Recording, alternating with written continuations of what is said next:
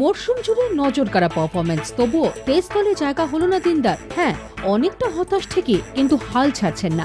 বাংলার হয়ে মাঠে থাকাকালীনই খবরটা পেয়েছিলেন, শোনার পর আর বল করেননি। তবে মঙ্গলবার সকাল থেকে আবার চেনা ছন্দে মনোজের সঙ্গে জিমে সময় কাটালেন। কথা হয়েছে সৌরভ গঙ্গোপাধ্যায়ের সঙ্গেও। মন ভালো করতে কিছুক্ষণ সময় কাটালেন পাড়ার কচি কাঁচাদের সঙ্গেও। দিনদা বলছেন, সতীর্থ অভিক চৌধুরীর জীবনের সঙ্গে লড়াই থেকে অনেকটা অনুপ্রেরণা পাচ্ছেন। অনেক কথাই বললেন এক্সট্রা টাইমের সঙ্গে খোলামেলা সাক্ষাৎকারে।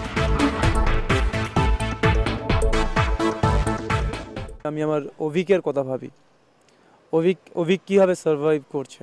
আজকে আমরা খেলছি, ও আমার সাথে রোজ কথা বলে, ও হুইল চেয়ারে বসে থাকে, তো ওকে দেখেও শিখি অনেক কিছু। ভীষণ আশা করেছিলাম কি হয়তো চান্স পেতে পারি, বাট ভগবান যা করে ভালোর জন্যই করে। সো দেখা যাক, আমি ওয়েট করছি আমার টাইমের জন্য। নিজেকে কখনো হার মানা চলবে না, মানে মাইন্ড সবসময় ফাইট, কি আমি পারবো।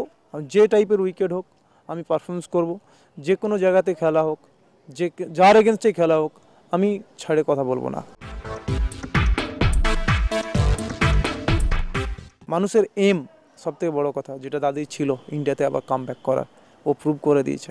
যেটা আমাদেরও নেক্সট করতে হবে, এম যেটা আছে।